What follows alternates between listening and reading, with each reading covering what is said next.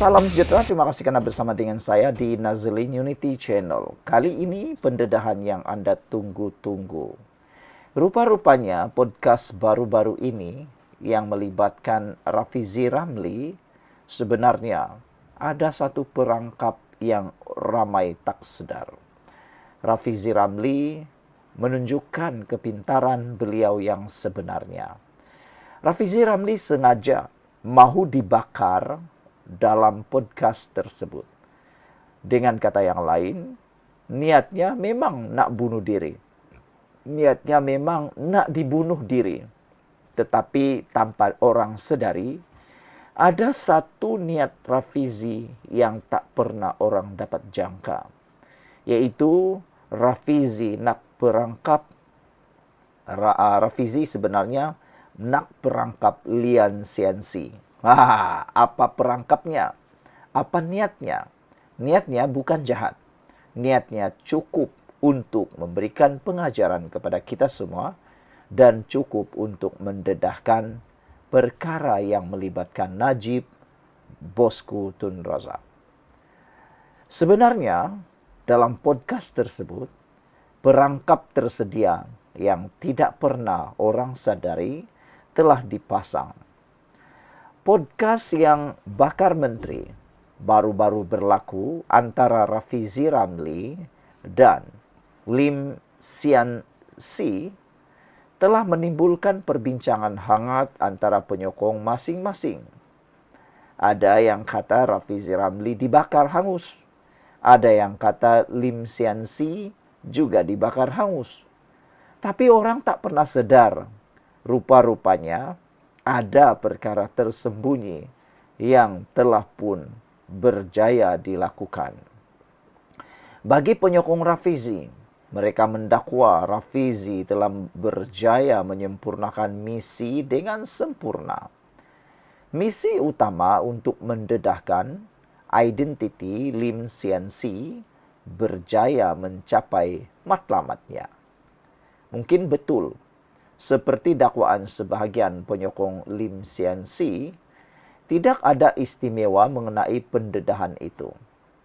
Tapi, rupa-rupanya besar maknanya, besar buktinya, dan besar, sangat besar fakta dan kepentingannya. Penyokong Lim Xianxi kata tidak ada yang istimewa mengenai pendedahan identiti Lim Xianxi. Kerana menurut mereka sudah mengetahui bahawa Eric Sito dan Lim Xianxi adalah individu yang sama. Seperti kata Lim Xianxi, sebenarnya Rafizi juga sudah mengetahui perkara itu. Tetapi sebenarnya ada sesuatu yang lebih besar yang ingin Rafizi dedahkan selain siapakah pemilik akaun yang bernama Lim Xianxi. Kalau kita perasan, beberapa kali Rafizi menekankan bahawa pemilik akaun palsu yang bernama Lim Xianxi adalah admin kepada akaun rasmi Datuk Seri Najib Tun Razak. Selain itu, Rafizi juga tekankan bahawa pemilik akaun palsu yang bernama Lim Xianxi adalah Timbalan Pengarah Strategik Barisan Nasional. Jadi apakah implikasinya? Secara moralnya, ia telah menjejaskan reputasi dan kredibiliti Datuk Seri Najib bahawa selama ini beliau menggunakan pemilik akaun palsu untuk menguruskan akaun rasmi beliau. Benar, admin akaun rasmi Datuk Seri Najib bukan hanya Lim Xianxi. Apa yang Rafizi mahu dedahkan ialah kredibiliti fakta yang ada di dalam akaun rasmi Datuk Seri Najib boleh dipersoalkan. Ia kerana dibuat dengan menggunakan oleh pemilik akaun palsu dan sekiranya terdapat kesilapan fakta, tindakan undang-undang tidak boleh diambil. Rafizi memberikan contoh tiada tindakan boleh diambil ke atas akaun palsu Papagomo. Kerana walaupun laporan dibuat, tetapi tidak dapat dibuktikan bahawa Papagomo dan Wan Muhammad Azri adalah orang yang sama, maka tiada tindakan boleh diambil. Dari sudut fakta, tidak dapat dinafikan Rafizi gagal menyangkal fakta yang dikemukakan oleh Lim Sian Si. Tetapi, dari sudut moral, reputasi Datuk Seri Najib dan Barisan Nasional sedikit sebanyak sudah tercalar. Saudara-saudara sekalian, pendedahan ini memang luar biasa hebatnya. Ramai orang yang tak pernah tahu dan juga baru tahu yang telah terperangkap siapa dan yang telah dibongkar identitinya siapa. Pendedahan identiti itu kini telah pun menjadi kita semua tahu. Saudara, siapa sebenarnya yang terkulai di dalam debat podcast bakar menteri tersebut? Siapa yang terkulai? Adakah Rafizi Ramli atau Lim Sian Si? Podcast yang bakar menteri yang ditunggu-tunggu telah pun disiarkan walaupun bukan secara langsung. Bagi penyokong PKR, terutamanya yang berada di kem Rafizi, sudah tentulah akan mempertahankan kehebatan idola mereka. Antara hantaran dari penyokong Rafizi sebaik sahaja selesai rancangan tersebut adalah Lim Sian Si terkulai di tangan Rafizi. Tetapi benarkah dakwaan tersebut? Lim Sian Si terkulai di tangan Rafizi atau Rafizi yang terkulai di tangan Lim Sian Si? Secara jujur dari sudut kelancaran penyampaian, kita tidak nafikan Rafizi dilihat mempunyai kelebihan berbanding Lim Sian Si.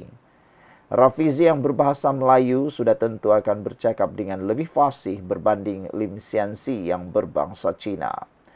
Tetapi itu bukanlah kayu ukuran kualiti dan kredibiliti mereka. Tujuan pertemuan mereka adalah untuk membentangkan fakta, untuk mempertahankan pendirian masing-masing. Secara ringkasnya, cuma ada beberapa isu utama yang dibincangkan mereka. Isu Lainas, isu harga diesel, dan isu kes 1MDB Datuk Seri Najib Razak. Isu Lainas, Lim Sian Si membangkitkan pendirian yang tidak konsisten yang boleh juga dianggap sebagai pendirian oportunis bersifat politik Pakatan Harapan dalam isu itu. Sebelum kejatuhan kerajaan Barisan Nasional, Rafizi antara pemimpin Pakatan Harapan yang lantang menjadikan isu Lainas sebagai isu politik. Mereka mendakwa proses penapisan nadir bumi RII melupuskan bertan sisa toksik dan radioaktif di kawasan setempat alam sekitar dan kesihatan. Antara gerakan yang mereka lakukan adalah menggerakkan himpunan hijau yang diadakan di Pahang, Kedah dan Pulau Pinang. Ironiknya, ketika berkuasa kali pertama selepas PRU 14, Pakatan Harapan telah memperbaharui lesen operasi Lainas. Dan selepas sekali berjaya menjadi kerajaan, selepas pilihan raya umum ke-15 pada tahun 2023, sekali lagi Pakatan Harapan memperbaharui lesen operasi Lainas selama 3 tahun.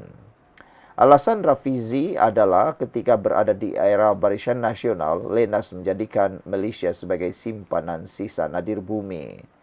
Tetapi syarat yang dikenakan kepada Lainas ketika pembaruan lesen kali pertama 2019 dan kedua 2023 masih sama ketika di era Barisan Nasional. Isu harga diesel. Lim Sian Si bangkitkan isu kerajaan sekarang ini sebenarnya sedang mengutip subsidi dari rakyat dengan penjualan diesel. Menurut Lim Sian Si, harga jualan diesel yang diapungkan adalah lebih tinggi berbanding harga pasaran diesel. Beliau juga persoalkan kemana perginya lebihan perolehan harga jualan diesel tersebut. Jawapan Rafizi adalah kerajaan masih lagi membiarkan subsidi bersasar kepada penggunaan diesel. Persoalannya, apakah di era Datuk Seri Najib tidak ada subsidi bersasar diberikan kepada golongan tertentu? Dan adakah ketika itu harga pasaran diesel tempatan lebih tinggi daripada harga pasaran diesel dunia? keadilan dalam kes 1MDB. Antara isu yang dibangkitkan Lim Sian Si adalah mengapakah derma yang diterima dan sudah dipulangkan masih dikenakan cukai.